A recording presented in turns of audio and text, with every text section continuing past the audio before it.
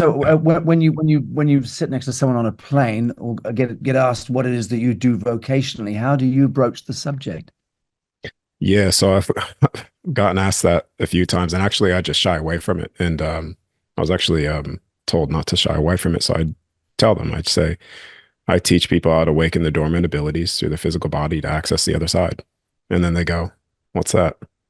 And then that's where the conversation starts. I'm like, "Well, did you ever hear about out of body experiences?" And typically they say, "Yeah, like astral stuff." And I'm like, "Well, did you ever hear of the like gateway project and stuff like that?" Because some people are connected to that, and then yeah, conversation leads from there. So yeah. So Gateway Project for the layman. Well, I believe that I'm saying that. I hope I'm saying that right.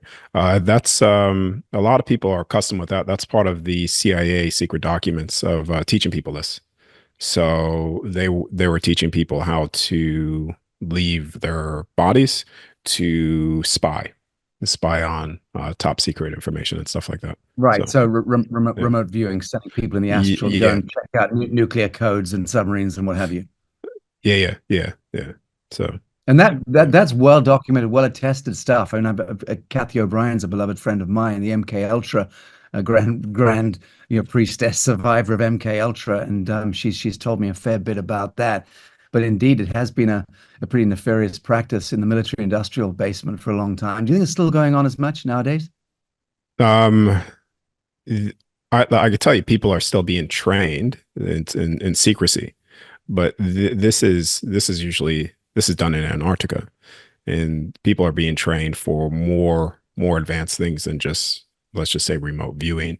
Like they're actually tapping into a lot of internal tech as well. So Yes, yeah. yeah, Yeah, yeah, no, I had some super soldiers on the show, and going all the way back to Men Who Stare at Goats. Dr. Rima Leibau's, who's a beloved friend and someone we have on the show frequently, and her husband, who's now deceased, General Major Albert Stubblebine, of course, was the arch hero in the U.S. military at that time, disclosing what was going on in the basement. Interesting stuff. So let me yeah. jump here. What was? Can I I want to ask go you? back to that though. Yeah, well, I just want to rewind with what you said with the secret or military stuff like that. Um, what I was referring to there, what people in what I've observed is, and also observed in the out of body state as well, is the electromagnetic field fully switching on. So when you look at telekinesis, that is done through increasing the electromagnetic field of the physical body. And then because everything has an electromagnetic field. So if you could increase that physically, then you could interact with the electromagnetic field of things all around you. This is interfering with technology, interfering with physical things. So it's not like there is a science to it too. So it's not just airy fairy, but that's sort of No, what no, for I'm. sure. I, Yeah, I don't I don't mm, suggest it's airy fairy in the slightest. I mean, they don't put billions of yeah. dollars into airy fairy in the military. Absolutely not. Yeah. Yeah. And that's when I realized that fear, what they use here, fear is controlling your soul, controlling your mind. When you have fear, you know, you shut off big portions of your brain. Mm, So it's the same thing with the soul. So when you have fear in your soul, when you're out, you block yourself off from information. And mm, so when I got rid of that, I was introduced to the halls of Amenti, and I was accessing the basically the whole database. It's a whole record of information. There's halls, there's doorways, some doorways. In the beginning, I wasn't able to go through because I realized later on through continuous targeting this and going through it that these passageways are based off certain frequency. And so this is why even like the living gold, for instance, is not accessed. Like man will never reach that here because it's not located here. It's located within a certain frequency. And when the soul's in that frequency, then everything starts to open up, things start to present themselves to you. mm. This is why when you're in integrity and unconditional love, you could say the kingdoms of heaven truly open at that point. Yeah. So that was a massive one for me, the halls of Mente, because I started to get a lot of the memories of that, you could say the past, that history. that a lot of the history as well that we've been told is not true at all. Like we're told medieval castles and things like that, when the castles and the structures that were built back then or constructed, we are finding those buildings. We didn't build those, and those were based off, modeled off the construct design, and all that was in the same time frame. You're talking about Egypt, Atlantis, the Great War. All of those structures were all part of what they consider the Great War and the reset and the fall. So, accessing Can that you through put the a halls of date? Amenti. Can you put a date on that, more or less? I can't put a date, but I'm going to say anywhere from 500 up to 2000 years ago is in between that time Yeah, frame agreed. Agreed. is when it all happened. So, and then Agreed. all the history that we're given from that point is not, it's not true at all. No, it's a Yeah. concoction. Mm, mm. Good. So So, halls of Amenti, is that your understanding? That's a self-existing, self-revealing phenomena that avails itself to those who have attuned their frequency and their capacitance to be able to receive that benediction. So, as you said, if you're cloaked in fear, it's not going to reveal mm. itself to you. But once you've moved through those false light veils within the revelation of self, you're brought into that realm. You're allowed to participate into that realm. So, is your understanding that the halls of Amenti are the Akashic record in a more kind of physical construct in that sense, or a more manifest construct? It's a part of the records, yeah. So you could say it's a part of what people call a Akashic record to simplify it. Now it's not the whole record. Like there's a massive database of Yeah. information. Like, but yeah, it's a big part, and that record with the halls of Mente is particular to the history here. It's yeah, yeah. The history of Tara, But the history of Earth, the history of our vector in the mm, cosmos. And mm. and our vector and our vector is a very important vector, right? Can you elucidate on that? Why is this the such a remarkable vector? yeah. So this is all right. The This was created. So this is a creation from, let's just say, the creator. Now the creator is not one being, and it's not one particular entity, but this place is created. And this place is created based off the things that I've uncovered through the outer body was to experience that which we are not on the other side. And that experiencing of what we are not on the other side gives us a certain perception of wisdom that would have never been birthed unless it was experienced. Mm. So when you create a creation like that, then you also have the unforeseen. And this is where you go into, a lot of people aren't experiencing that which they originally agreed upon, because this is where you go into the spiritual warfare and all those things. Because once you convince a soul, because a soul, who you are, the foundation, is the ultimate authority, just like every other soul. Once you convince a soul that it could be entrapped, it can be imprisoned or other things, then due to its will and its word and its thought of creation, will start to manifest these things and create its own prison. And so in order to break free from that prison, you have to become a greater soul than before you came here. You see? Because Very how good. does the Very good. all, yeah, yeah, Yeah, and that also explains how free will becomes just a function, becomes a mechanism of that greater realization. So that's beautiful. mm, I like it. So halls of Amenti, is it a it's a quantum domain.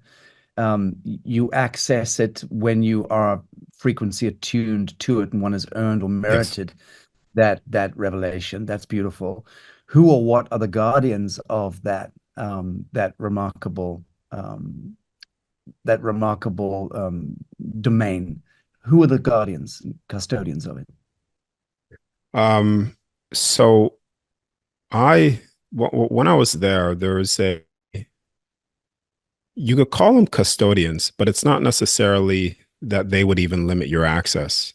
And I want to make that clear before I say what I'm going to say, because it's not like there's guardian that's going to prevent you. It's if your soul meets that frequency, then you're allowed access. Nothing can stop you.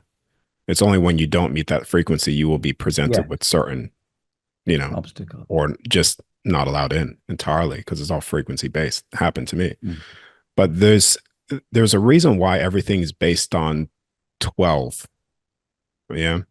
So the 12 apostles, the 12 months, the, you know, so everything's based within this construct is based off 12. So I'm just going to say 12. What you're talking about guardians. That's going to be it there. Yeah. To, Yeah. to, in short, yeah. But yeah, without going down other things and other belief systems and stuff. And these are elemental beings. Can you describe them, their function and appearance, if indeed there is an appearance? Yeah, so they look like very verbatim what a seraphim would look like. So if you take the original angel, what people think of as an angel, where the white wings and stuff, these beings are usually black. They wear cape, stuff like that, and it's very, yeah, seraphim. So if you take a look at seraphims online, that will give you a good understanding of what they look like. Yeah, based And off based off what I've they seen. manifest. I'm trying to get a fix on when you're taken to the Hall of Amenti, and what are you actually visually, in that sense, what are you visually presented with? I'm trying to understand what that experience is. Does one have to interface with the custodian, so to speak? Are you No, no, grilled? no. No, no. So, okay, I get what you're saying. Okay, so no, not necessarily. It wasn't like that for me because I was presented there by one being that wasn't necessarily a custodian of that sense of what you're saying. That was just by someone that I knew personally that has A brought me guide, so to there. speak, Yeah, yeah, like a yeah, yeah, guide. yeah, yeah. Right. Yes. Um, and that wasn't a part of that at all, but that was an entity that brought me there and presented me with that. Now, when I first got access to that, like I said before, my frequency, my soul was not in the right state because I had all this fear, all of these belief systems, all these things, oh, I'm going to get harmed and trapped and all that stuff. And I had to push past that. Like I really had to resolve all of my fear, like facing them completely. And then Mm. that's when everything opened up. That's when I was guided to that place. When I stepped into fearless, not being fearful. And like I said before, once I've entered the halls of Mente through the pyramids, there's a hall that opens up. Yeah. That's when I've noticed all of these scripts, these tablets, these ancient artifacts, understanding what baptism really was, understanding the electromagnetic field, being told about the great work, the living gold's even there as well, Mm. that your soul you could actually touch, you could interact with it as well. Um, those things didn't present to me until later on. You're talking about a year or so from continuously coming out and targeting that place to access it until I was in integrity and unconditional love. Like just they would not open up until I was actually in that Mm. frequency. Like you can't pretend. Yeah. Like you can't pretend that frequency has to be, you have to be in it. You have to be it. That's Yeah. right. Very Yeah. good. I like Yeah. 1999. I was in the Great Pyramid and spent a night there in Egypt. I was living in Egypt at the time, and Mm. I had a very similar experience to that. I lost my nerve shortly before dawn.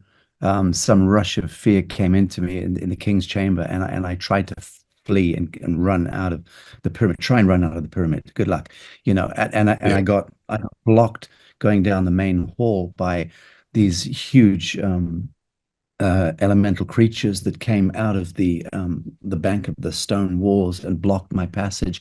And it was Yeah. such a fierce energy. These were very large creatures, I don't know, 20, 30 foot tall, and blocked my passage. So there was no getting out until I addressed that fear.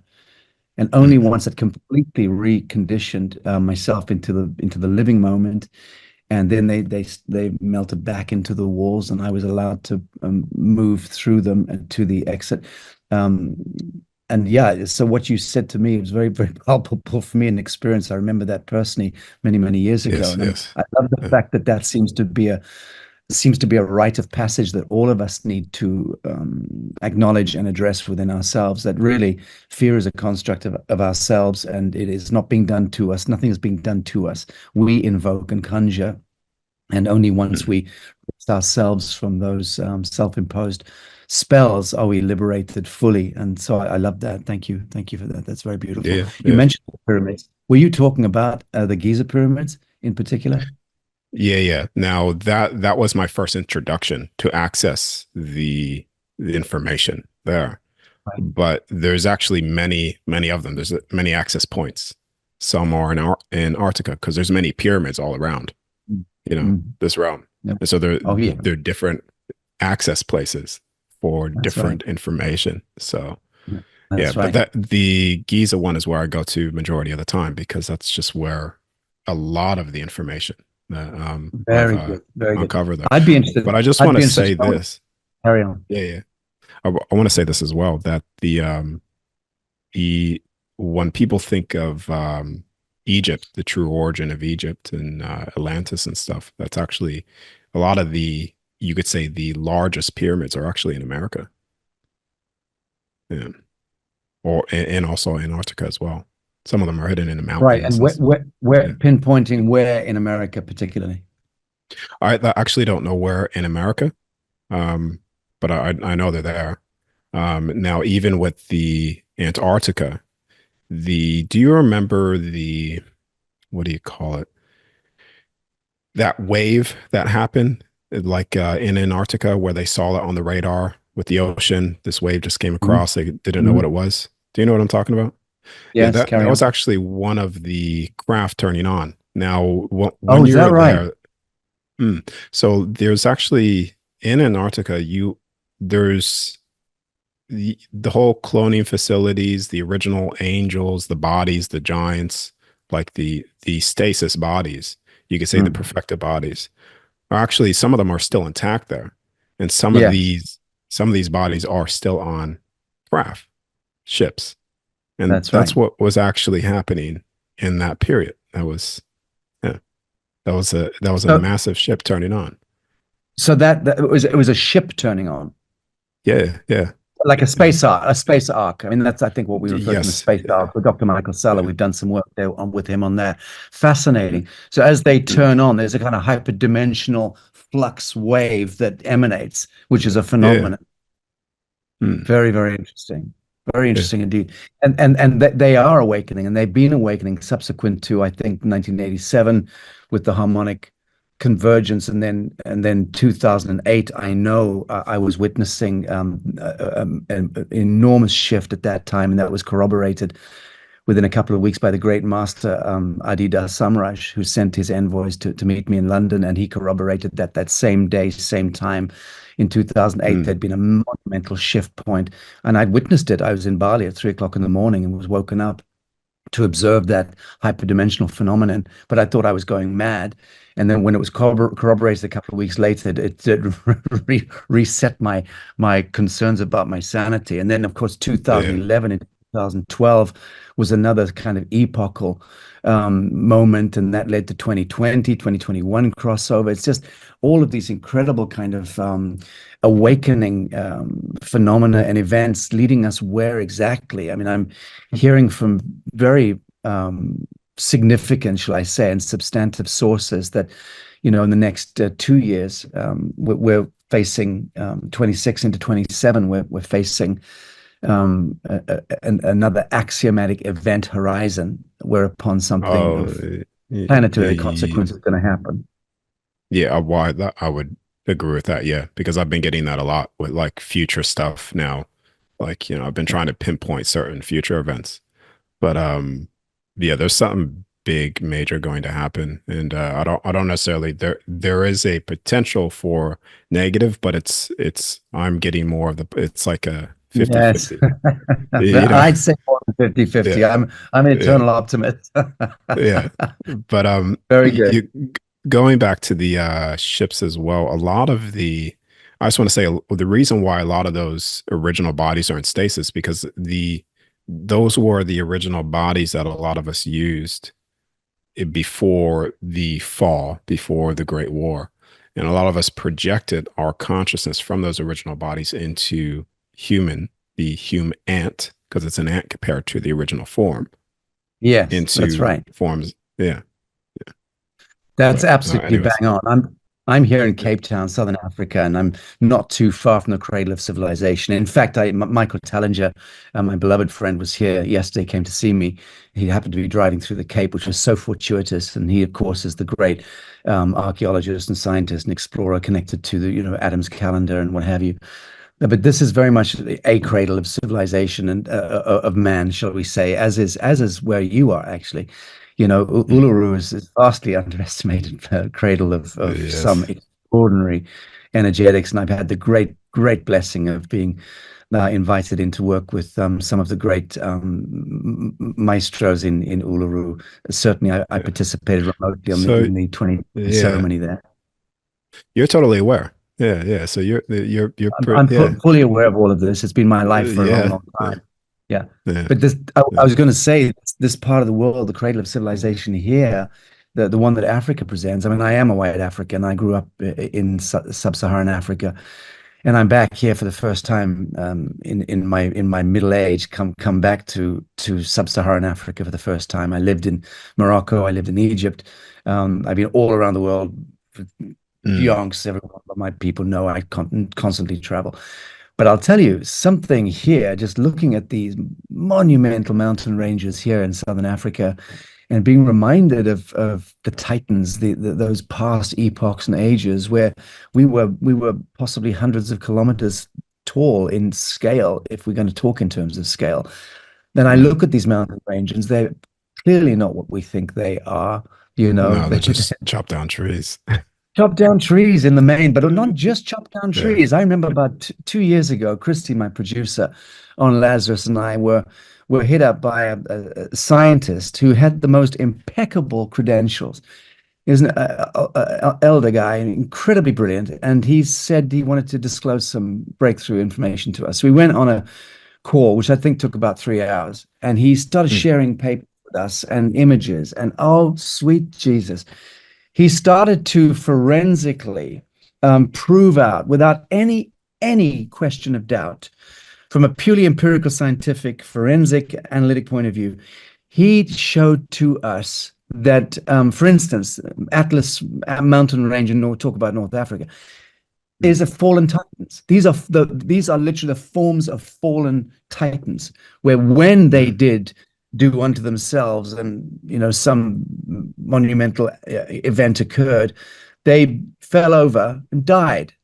Creatures Mm. and formed many of the mountain ranges are the remnants of titans, and yeah, it's just something Turn. which when you get into that, you've just got to tear everything up that you think you know about reality, including Socrates and his wisdom. You got to burn it all. Yeah.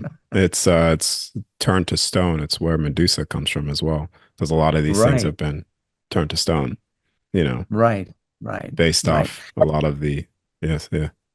Yeah. And how But go much ahead, of it go ahead. is divine comedy? How much of it is divine comedy? What's your experience in interfacing with higher intelligences and the more benevolent kind of intelligences that you clearly move amongst when you're certainly in the astral, and when you're moving into the subtle planes, you have a greater connection to far deeper and more ancient intelligences. They may not be figurative intelligences, but they are deep chasms of intelligence, and clearly you brush with those intelligences.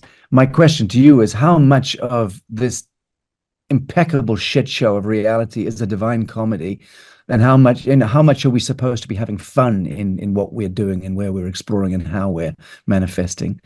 We should be having a lot more fun with it, don't you think? Yeah, well that's also why um specifically for me, like you'll see, like I'm really careful about not going into the negative things because I've been what I agreed to do was to get people out of fear first because they're already riddled with fear already. Yeah, yeah, And understanding who we actually are first, laying that foundation. Once you have that solid foundation laid, then you could start stacking on the mountains of seeing everything. But that soul's not going to spiral down. Right. Yeah.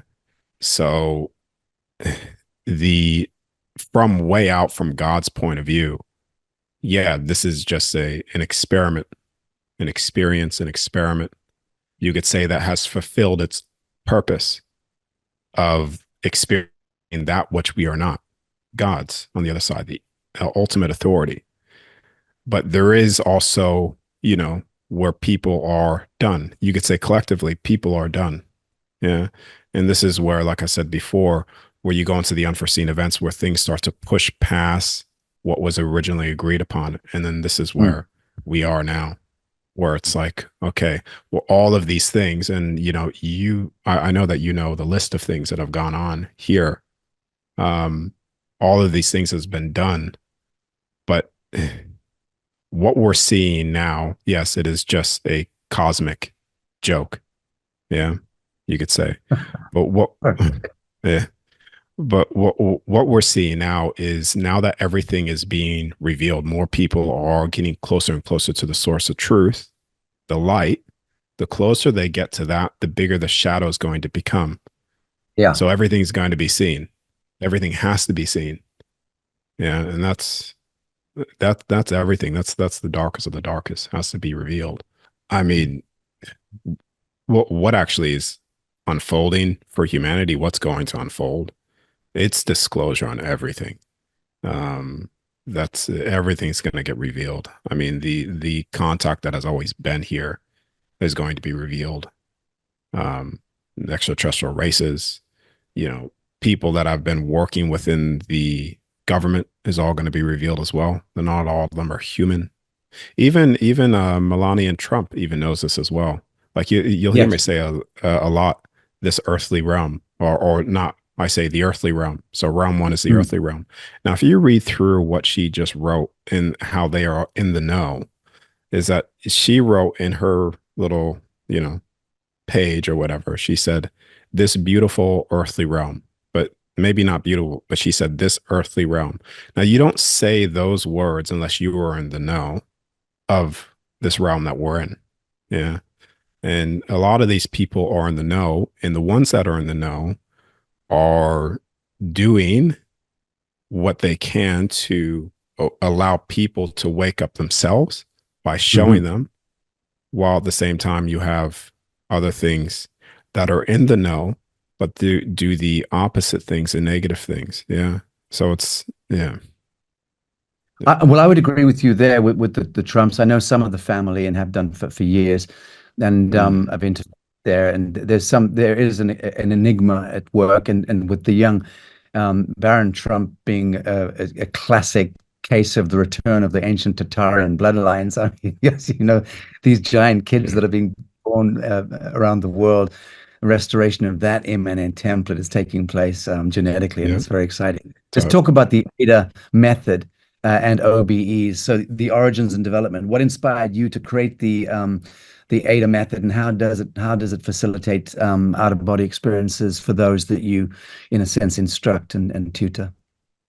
so that is I created that, which stands for awaken your dormant abilities, because the being shown what I was shown, and on the other side of them telling me about the great work, which is waking people up to the other side. And now I say the great work in quotations because that's just what they said to me. And I was like, okay, so how do I wake people up to this? Because obviously I'm leaving my body, I'm accessing this information. So do I just talk about the things that I've seen? Do I just preach about it? Do I do that? And for me, everything that I've seen has been through um, everything that I've come to has been through seeing it. You know, if someone were to just tell me, I would just have like a belief about it, like, oh yeah, that I could believe that, maybe not. But now I know it turns into a knowing. So Mm. teaching people how to do it and how to just leave their body to see it for themselves, they'll see, I give them like the framework of what we're talking about. Like this is just a basic framework. But once you leave, then you could start, okay, well, what is Antarctica? Or what is the other side? What is the Stargates? And you can start seeing it for yourself. And that is the greatest way to wake somebody up. It's the straight arrow, Yes. to do it. So that's what I've Experiential, been doing. experiential, hands-on Mm, in that mm. sense. And So it's how easy is it to take somebody who is not particularly bright, let's say, just a humdrum, pretty mundane human specimen? Are you able to help coach a humdrum human being into these more elevated perspectives, or is it something that requires intelligence? okay. So yes, yeah, yes, I can, but it depends. Sometimes it takes a lot more work than others because a lot of people are, even if they're shut down, still have that inherent ability to do it. And it's about just triggering that. And then it just wakes back up, very quickly. Some people have done it within the first month or in a week's time. Some people, it's taken them like a year of Mm, continuous practice. So it all depends, but it's all possible. It's not like anybody that does it. It's not a matter of will you or I may not achieve it. You will achieve it. It's just a matter of when. Yeah, because everybody has that inherent ability to do it. yeah, yes. You see. So that's Wouldn't yeah, wouldn't you go even further and say that everybody does do it? It's just that very few have that cognition and knowledge of doing it. And that's to me what's special about absolutely, what you do. absolutely. Right. Yes, yeah, Very good. absolutely. Yeah. And I think that It's that's what's special about what you're doing. It's a fluid, conscious movement. I'm going to be very, very well, I'm an honest man, but I will be very blunt. I'm a coward when it comes to astral traveling. So I'm one of those people who cuts the cord. I don't want to witness the breaching of that chasm. I don't want to move from conscious to unconscious in a lucid state. I just don't. I'm a Taurian. I'm a fire. I mm, like being in my pasture, chewing my shit, and I don't. I'm a courageous man in what I do in activism and in things I've done in this world. I've dodged a lot of bullets. People know that in mm. my networks, but I'm not courageous when it comes to the stuff that you do. I'm just not. I actually ask Well, let myself, me right? But yeah, let me finish by yeah, saying, yeah, go. but the signature of my entire life was set by my engagement with angelics in exactly Mm, the frame you're talking about. So I have been taken out of body and I have been completely imbued with sound and vibration and then put back into body, completely reset, and that calibrated my mm, entire life's work. So I know the importance and the empowerment that comes with that lucid state of being. I witnessed my body and I witnessed the descent back into my body, and I was allowed to play with what I call inverse ascension mechanics by witnessing the star body and the temporal body, connecting, and I yep. was allowed to play with that. So I do get it. I've experienced it, but why am I a coward now? And when I shut my eyes at night, I just want to disappear, go to wherever I'm doing, do what I'm doing. Sometimes I do wake up. A few months ago, I woke up in an underground military base in some extraordinary part of Mm, this plane. Don't ask where it was, but I viscerally, palpably woke up and I was inside a base, and it was an extraordinary place. And they had astrobots protecting it. I interfaced with military people. They seemed to be very benevolent. There was a lot of extraterrestrial engagement, and there was an inner world that I could see through massive kind of concave plate glass. I was able to look down into almost like a Jurassic Park type mm, micro civilization with flying craft and ancient prehistoric forests and things. And that was more real than anything I'm experiencing now in temporality. So I have had those experiences, but my question to you is, what I want to know, why am I afraid of astral traveling in the normal sense? And are a lot of mm. people afraid? Okay, so the going back to what you said before with astral, I just want to cover that. So this isn't astral travel. Okay. Now I just want to get the terminology right, just so it's understood. Yeah. Um, so when people say astral projection, it's not what you're actually accessing astral. wise is dimensional space stuff. So this is dreams.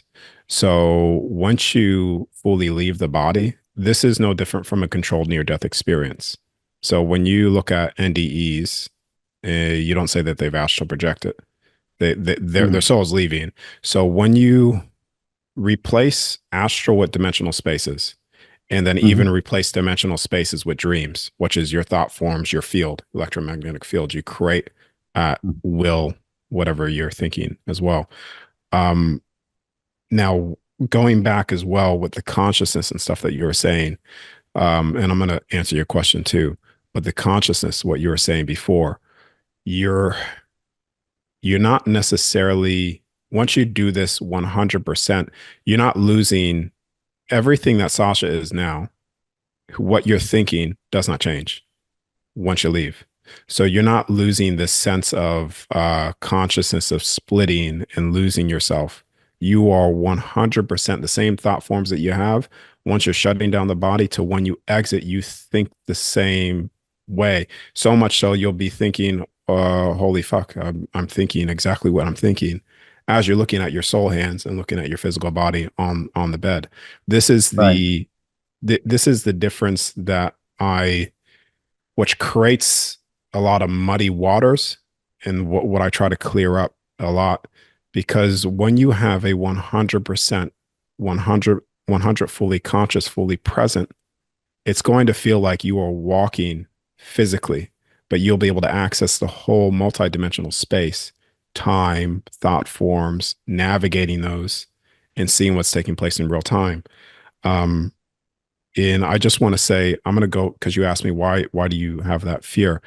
The fear when you look at it, the fear comes down to some version of death. So there's something that you fear in your subconscious of there may be a possibility that if I do go through with this, that the physical body dies. And that's not entirely true either, because there is a point in no return, but it's not a point in no return where you're tricked. It's an absolute knowing and it's an absolute fact without question that you know that it's the point of no return. Near death experience people experience this. Same with out of body experiences. I've been Mm, given more times than I could count of being offered to stay. So much so that I would tell the people that I love in my life, I'm like, listen, if I leave, like don't cry because I'm going to be laughing at you. Once I see you crying, totally fine. But I'm not necessarily saying that as a a path to death. But I'm saying that there's nothing to fear because you're in ultimate control with this. Um, Going back again because there's a lot that you said that I want to recap back as well. Um, you were talking about as well in the beginning with individuals that experience this. Now, can people do this? And we've already talked about before that many people can do this. People are doing it unaware of it. I currently, if my memory serves me correct, I currently have over 30, 37, 39 public testimonials of people doing this. And that's just the public. And Sasha yourself, not a lot of people like to be public. People write me with emails, people, within they share success that I never even share due to privacy. So there's so many people that have achieved this that it's actually to the point now where I could completely walk away from even doing this anymore because those people that have achieved it know about the great work. They have seen it for themselves and they could become the very flame carriers as well. So mm, I've done this very in a smart way, thinking of long term that by teaching individuals how to stand in their ultimate authority and do this, then I'm not the single person to very good. I'm not the head of the snake. You see, Very good. Yeah. because there's so many other people. And that's been, I just want to make that clear, Sasha, too. That's been the whole driving force behind this is not just information to people, but showing them how, how to truly stand. So then, because this has been done in the past before, where people are showing the way, but they take it in a way of worshiping that person that shows them these things. instead of taking that tool and becoming the very God The embodied embodiment. Yeah, gods. Yeah, exactly. exactly, exactly. Yeah, yeah, yeah. So, Oh, thank you for that. But taking it yeah, back to yes. the field then, 'cause I'm not quite resolved there. Okay. My one of my older brothers fell asleep on an airplane Mm, some years ago and woke up outside of the airplane, seeing the airplane flying through the clouds ahead, and was being pulled back and had a real panic attack and a very hard time yeah, getting back to yes. the airplane and into the airplane and into his body. And that always freaked me out when I heard that. Yeah. But that's the kind of visceral fear Yes. I'm talking about not being able to get Yeah, back into your fucking body. And yeah, because I don't particularly trust the mechanics of this temporal existence. I just don't. yeah, And I think yeah. that's more my issue. Right. Yeah. Okay. Okay. I could actually relate to that. When I was on a 15-hour flight to America, like I was thinking about doing it on a plane, but I was like, no, I'm not going to do it. But anyways, what when you once you leave, so for instance, to give you an example, there was a point, this was, man, time flies. It's like 6 years now. I was 6 years ago out of my body. I was actually out and I couldn't return back to my body. I was freaking out. I was like real time. I was like 30, 45 minutes. I was actually walking around the kitchen table. I'm like it did actually, I'm actually, this is it. Did I kill the body or something? But there's certain cycles that your body's going to go through once you shut it down, where it will reach a point where it dips down so low where you won't be able to re-enter it, but your body's just going to kick back up with its natural cycles where it's going to pull you back in regardless.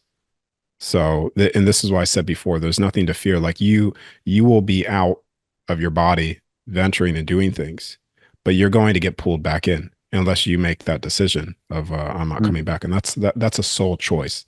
And there's Yes, nothing it that is. could stop you at that point, you Yes. know? So, Yeah. yeah. Yes. My will be done and all of that. Mm, So I'm interested to know. And we have a university, Newark University, which we founded 9, 10 years ago now, I think to 2024. Yeah, 2014. And we have a lot of students around the world, 25, 26,000 registered students. And we do teach different things and do different coursework.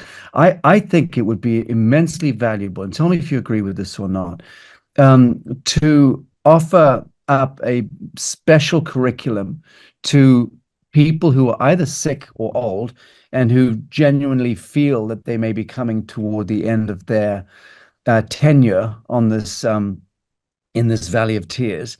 And for those people who do feel that they are approaching the end of their temporal life and uh, have some fears, some reservations about, the Great Divide and what lies beyond. Do you not think that it might be a very useful and beautiful and purposeful thing to create a curriculum and maybe a special coursework or workshops for people who are either critically ill, infirm, or dying, or just very old, and have these questions and want to learn a bit more about the craft of how to cross the Great Divide? Does that make sense to you?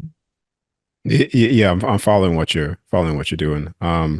This is why I do teach it, but I know I correct me if I'm wrong. You're asking me to teach it on one of your platforms, yes? I'm asking, do you think that that might be a valuable application of the extraordinary work that you're doing in helping people come to terms and Mm. resolve the fear of death by the IDA method and engaging their out of body capabilities before they die? Do you not think that that might be a beautiful way of threading the fear of the Great Divide? Yes. So yes, that is, and that's actually what I've also done as well on consciously. Um, you will find David. David has there's a part one and part two that I've filmed with David. Now, the reason why I'm bringing him up is because he's studied my work, went through the process, while at the same time, because of his heart issue, he's had near-death experiences.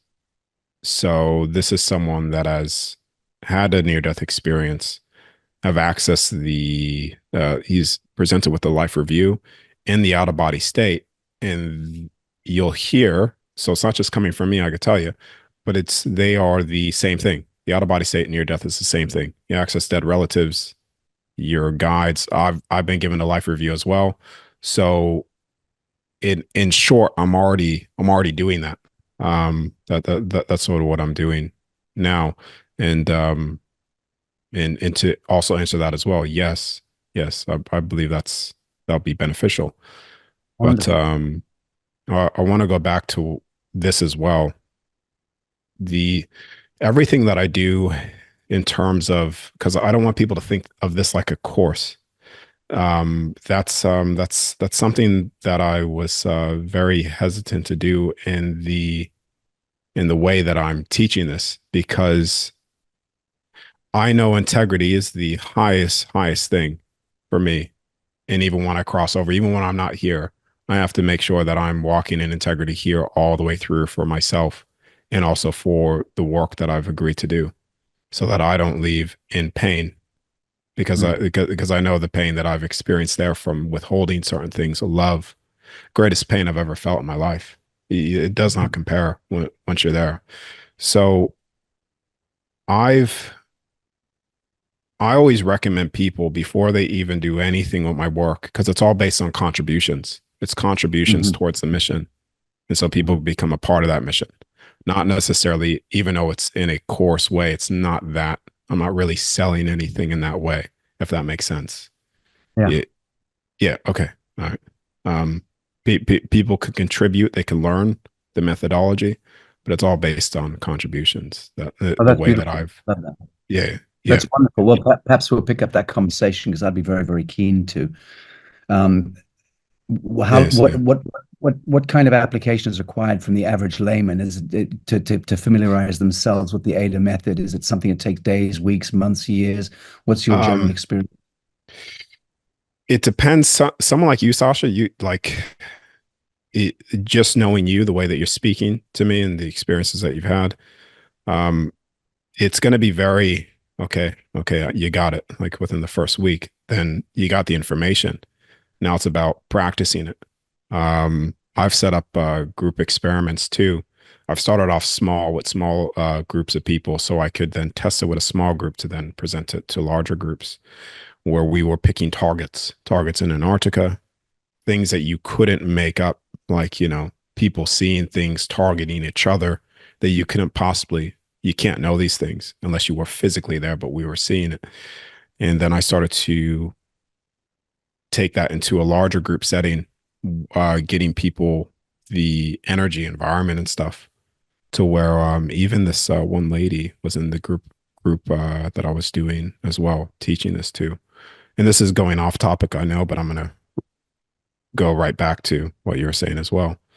But where she was actually seeing her son that was in the military. She wanted to see her son. She can't communicate with her son, but she was able to leave her body, see her son in the military, and see his thought forms, and have a connection with her son that she would have never have had, because she was actually seeing his thoughts, his things, and what he truly felt. And this is what you tap into. You tap into, people talk about the 4D, 5D, like all this, the whole light spectrum becomes open to you to see and observe. But going back to what you were saying as well, um, once you have the material, once you understand the material, it's just practice.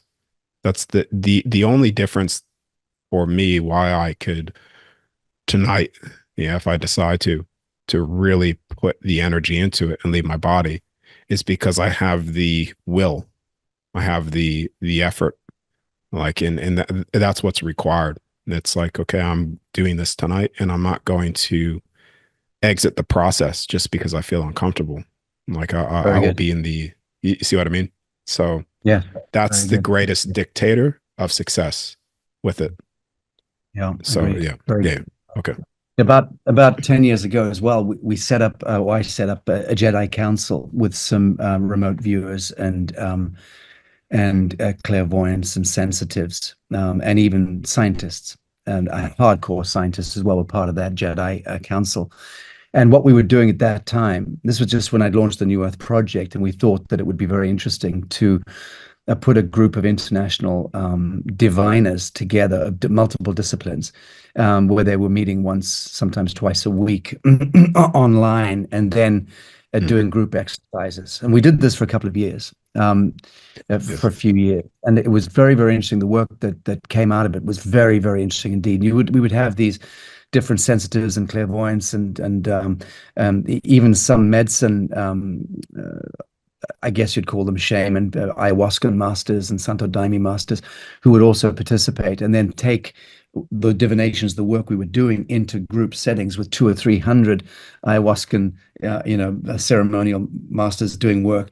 And we were doing scientific experimentation as well, very advanced quantum scientific experimentation, which again, my crew, my network, inner network knows about this because I've spoken only in the last year about some of it, and I'm about to do a big reveal on it with photographs and bring some of the scientists and remote viewers into some media stuff to talk about what we were doing in 2000. And before that, even 2008, 9, 10, 11, we were involved in these kind of experiments. It was only 10 years ago that I formalized that Jedi Council and tried to see if we could create something that could be a real icebreaker planetarily. I'll give you an example, Darius. One of the things that I'm very keen to do is to foray underneath the Getty Museum, for instance, in the United States. And we know that there are trapped children. We know that there are underground systems and cage systems. We know about the trafficking and about the ritual harvest that's going on in some parts of the world, connected to the leopard cults in Africa, all the way to the satanic cults in North America. And my real objective is to try to get remote viewing to tap into some of these vectors in order to then alert good Miltel operatives as to where they can go and do the retrievals. Do you think that might be even more possible nowadays with the shift in consciousness, to be able to use talents like you have to be able to do those kinds of investigations? Absolutely. And I say that with absolute confidence, not arrogance, because you're talking about the children and the sacrifices and stuff. Yeah. When that information was coming out, like I'm a very, you could say I'm open-minded, but I'm also very closed-minded, because me, unless I see it out of body, I don't necessarily want to speak about it. And so when all that information was coming out, I actually was like, okay, I want to see if this is true. Actually targeted tunnels, and and I've been very hesitant to even say, I think I brought it up like a sort of like in other interviews as like a hush hush thing, but the whole sacrifices of children, adrenochrome, all that stuff is 100%. So could you target that? Yeah, I've done it myself. And it's like you start talking about these things, it's yeah. And you could go precise locations of one of the ones that I've located was right in front of your face underneath the military base. So yeah. Very good. But Thank you. I'll yes, you definitely can. pick up a conversation with you there without any question of doubt. Yeah. I'll be harassing you on the telephone imminently. Well, Darius, very beautiful conversation, a beautiful revelation. And